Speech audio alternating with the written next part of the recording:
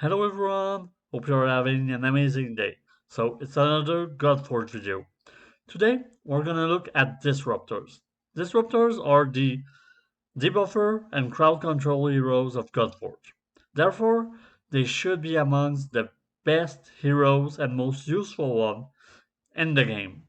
Because for bosses, decreasing their attack, their defense is usually essential to survival, and there's a lot of wave content in the game. So waves before dungeon bosses.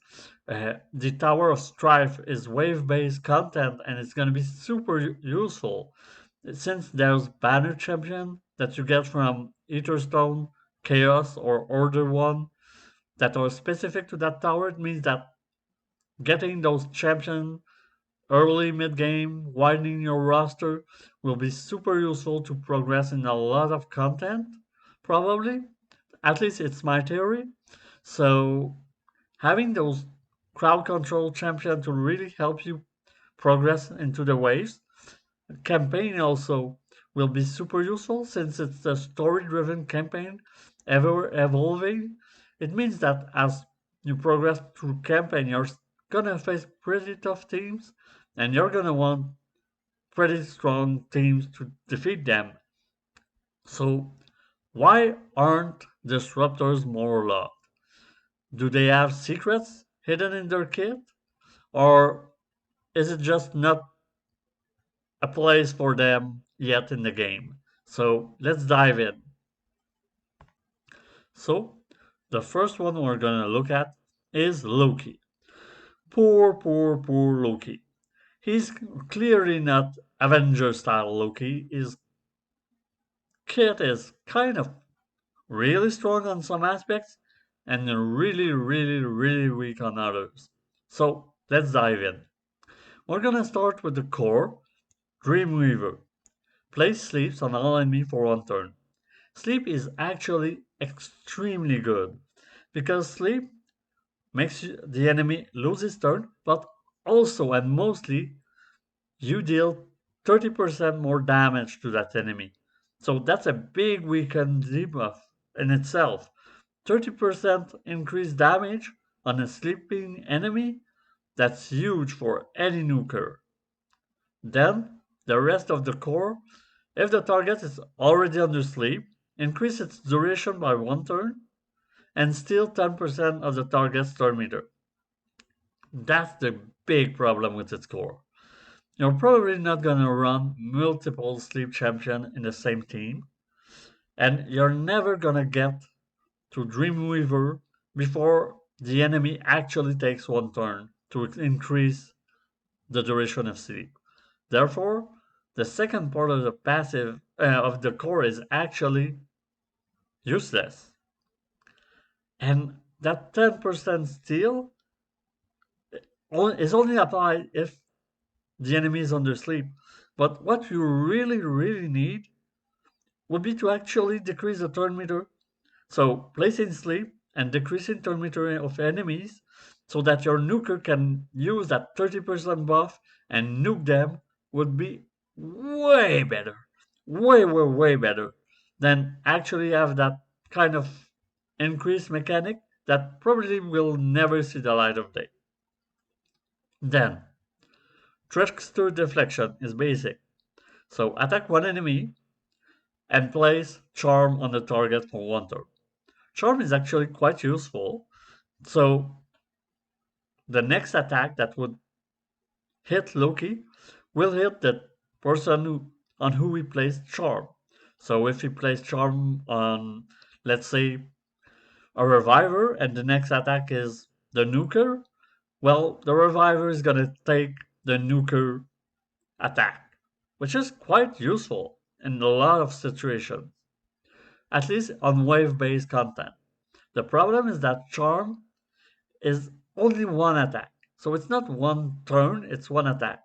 Therefore, he might actually get it by a very weak attack after placing Charm, and so Charm won't be that crazy useful. And then the ultimate. Attack all enemy, place Corrupt, then place Vanish and Backfire. for 2 turns.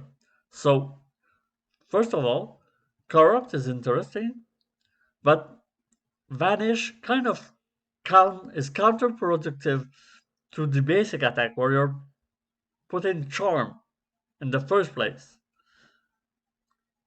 to deviate attacks from Loki. So if you place Vanish, he's not going to be targeted. And the backfire, it's probably a rework of the Reflect. So taking one debuff and sending it back to the caster. But if you're under Vanish, you're not targeted. So that ultimate is kind of counterproductive with the basic.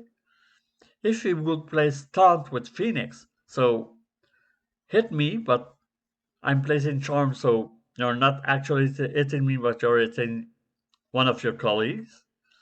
And then placing Phoenix, so if he gets it and the charm is already spent, well, at least he's getting Phoenix, so he will get back.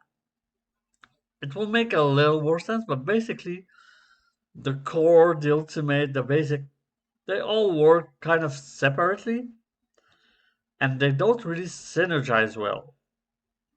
And the passive, when sleep expire is removed from an enemy, decrease their turn meter by 20%. So if the sleep is cleansed, that's a turn meter decrease. It's cool. But if it expires, it means that the enemy actually took a turn, so they already have 0 turn meter because they're actually starting their turn. Therefore, that 20% won't apply. So it's kind of a little all over the place, but that sleep on the core can be really useful. But it just needs something to tie the basic, the ultimate, and the core together because of now Loki kind of has no real clear purpose. So yeah, not a great start for the disruptor. Uh. So Perrin, is Perrin actually better than Loki? So let's look at Perrin. The first thing is his score. Attack all enemy with 100% chance to reduce the turn meter of each target by 20%, which is nice. So helping your whole team get more turn by decreasing enemy's turn meter is really useful. On a 3 turn cooldown, so you can cycle back to that turn meter decrease quite often. Then the basic attack one enemy 2 times with a 75% chance to place speed down on the target for 2 turns. That can be actually really useful for bosses. Decreasing boss speed is actually really useful usually. So speed down, turn meter on the core. As of now, it's not crazy good, but it's still good. Especially if any boss is susceptible to turn meter decrease, then Perrin would skyrocket. But okay, let's say basic and core. Then the ultimate. Attack 7 times at random, which is quite a high number of attack. Each hit has 50% chance to decrease the target turn meter by 10% or 5 if it's the same target. So again, we're doubling down on turn meter reduction. And the passive, when an enemy hero has their turn meter decreased, increase this hero turn meter by 4%. So kind of helping him cycle back and decreasing even more the turn meter of the enemy team. So Piran is actually interesting. What I find him lacking and really lacking is speed up on your team. So is really focusing on decreasing enemy turn meter. Is only placing speed down on one enemy. So it's not going to be that crazy of turn meter control. It's not gonna slow down waves, but only one enemy. If it's only one boss, it's okay, but otherwise, it's kind of lacking. If you would put like increased speed on a whole team to really cycle, it will really help his kit. But as of now, he's not horrible. I think he's better than Loki, but he's not really shining on any content. And I would probably not use him instead of anyone, even wave-based content, because it's just gonna be sitting there mostly. So I think there's even better epic disruptor than Perun. I think that I would actually prefer a Mordred to a Perun. So not the best one, clearly. So as of now, two disruptors that probably have better disruptors at epic than legendary disruptor, which is kind of weird. I mean, Skadi as a rare is probably better than those two, and she's a rare. So, Yang Wang. Can Yang Wang be the saving grace of disruptors? So, let's start with the basic. Attack all enemy, 50% chance to place speed down on each target. So, it's only 50%, but it's an AoE basic. AoE basic are usually useful for waves, and speed down for bosses is incredible. So it's kind of an okay basic. It's not crazy, but it's okay. Then the core. Attack one enemy and place a random defense down, attack down, accuracy down, or resistance down for 2 turns. That is an horrible core. I mean, defense down is rare in the game, but it's super useful to help your nuker actually do a lot of damage. Attack down is hands down a great way to survive both waves and especially most bosses. Accuracy down and resistance down are incredibly useful for helping the rest of your team, but one of those four at random on only one enemy, I mean, even if it's only one boss, I mean, it's inconsistent and really, really, really underwhelming. It should at least be two or three of the four guaranteed if it's only one enemy. So, yeah, clearly not a great core. Then, ultimate. Attack all enemy and 50% chance place lock core and lock passive. Lock core and lock passive are actually really useful because if you are against a wave and they can't use their core or the passive, it means they're relying on their basic skill, which is usually weaker, and ultimate, that they probably won't scale that fast because they only have their basic ability. So it's a really good ultimate if it wasn't like 50% max, because at 50% it means that it takes you a while to build up ultimate and then to just have a few enemy who will actually get the luck core and luck passive, that's not great. And the passive, Soul Devourer, when an enemy is defeated, increase this hero initiative by 10%. So 50% bonus initiative would be great, but if it means that 5 heroes need to die for that, it kind of means that the wave is already dead. So it's kind of a little useless unless it carries from waves to waves. But even then, it means more ultimate. But the ultimate is kind of really RNG heavy. So basically, a lot of really, really cool debuff, but so RNG that you won't ever rely on Yang Wang for any content.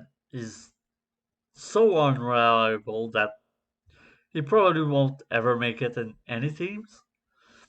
So I think that Scaddy and Mordred and probably other epic and rare disruptor will have more place in this game than Yang Wang, a legendary who looks amazing. But I mean,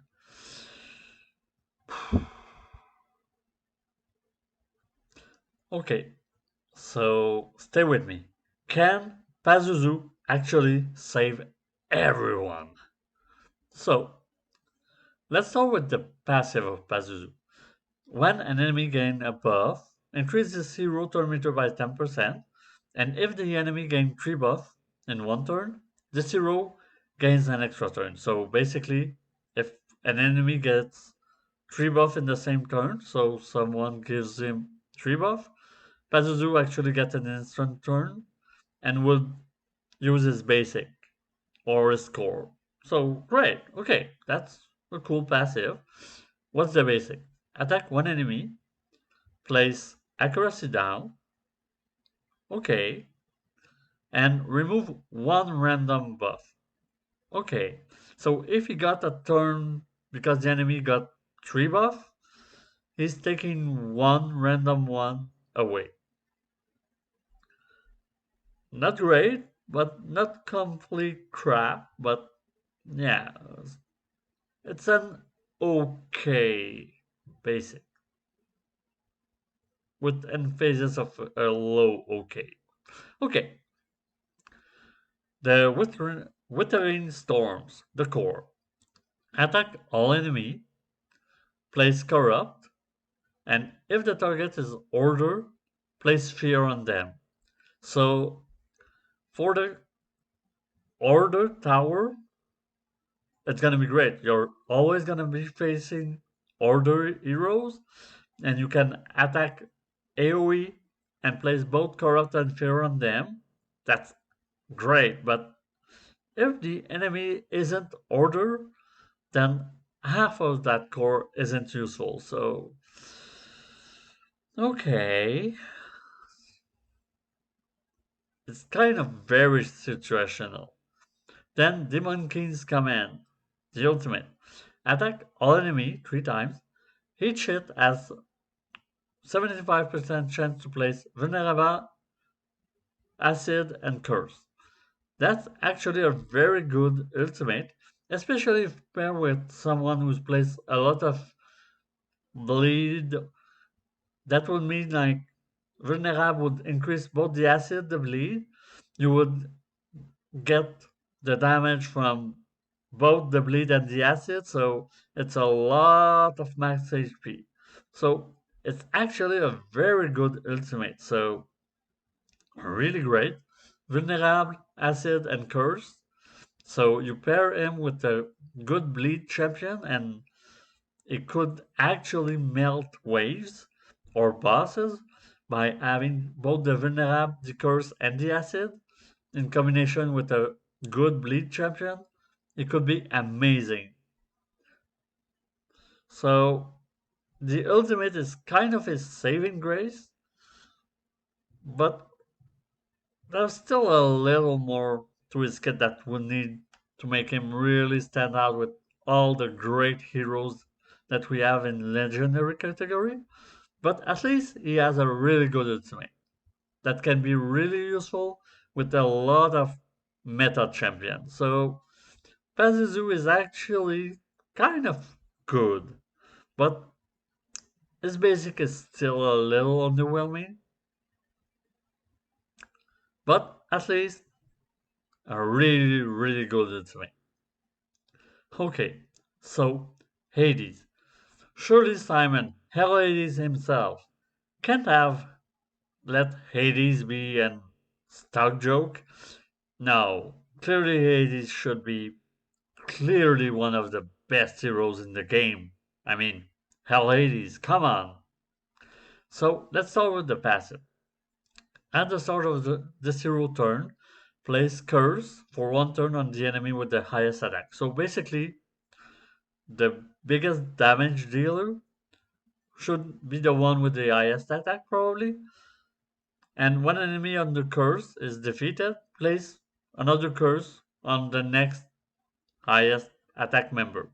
So basically, when it starts its turn, it's placing a curse on the best damage dealer. Okay, that's great.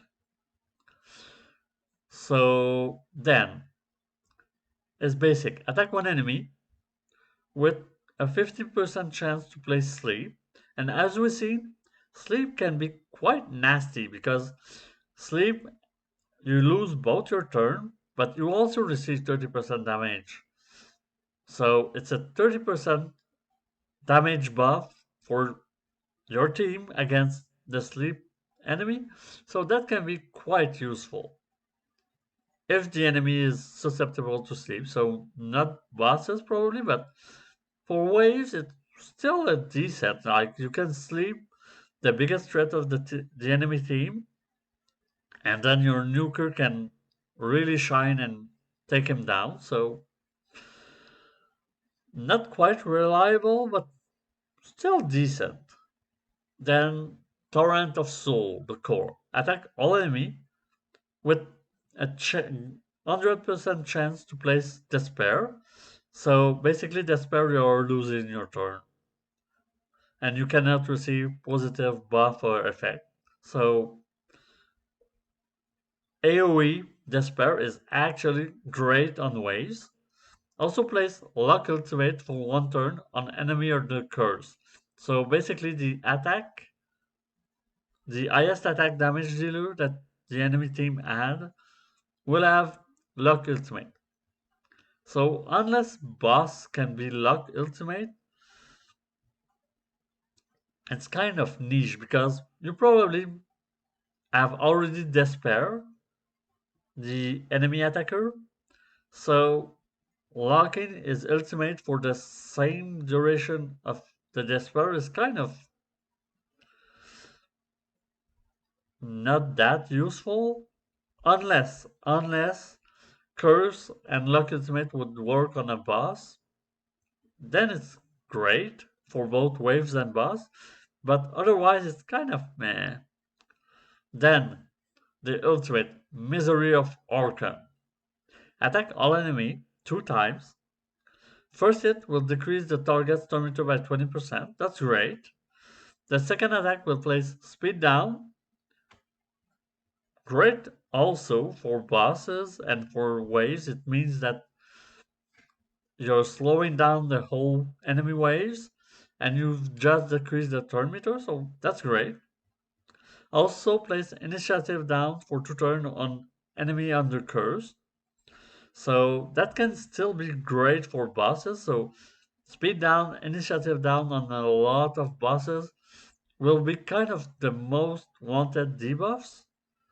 So you get a kind of great champion that can place Despair on the waves. Then on the boss you would place speed down, initiative down, curse if the boss is healing himself would be useful, and a potential lock ultimate if the boss is susceptible to lock ultimate. So actually a really good unit that can be quite useful for waves and even for bosses potentially. Not like OP great, but at least it's a good legendary. Good. Not great, but good. So, okay. At least we have one good legendary disruptor in Hades. It's not too bad, 1 in 5. Could be better, could be better. On the 5 legendary disruptors that we've seen, none of them were incredible. There were some interesting highlight, but nothing crazy. But from the alpha, all eternal disruptors were amazing. Odin, Skadi, Mordred, all really useful. So perhaps Disruptor will be actually an eternal class. So normal disruptor will always be kind of underwhelming, but eternal one will be super powerful.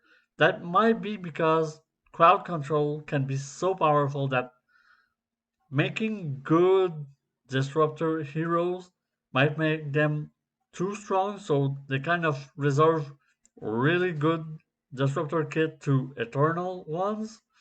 But as of now, we know that there's incredible potential for disruptors because there's incredible debuff in the game and disables. So there's great potential to have a great debuffer and great crowd controllers in disruptor category. So the archetype actually has great potential, but they're really held back by the fact that they're hard to balance and not make them overpowerful, which is not just a problem for when you have them, but mostly for when you're facing them too. So I think that actually Disruptor will be incredible as eternal disruptors, but kind of always as regular legendary. So we'll see the next disruptors if they change that tendency, but as of now, the meta of disruptor really seems to be towards eternal because eternal disruptors are great, and the other one, not really so much. So, thanks for watching and see you next time.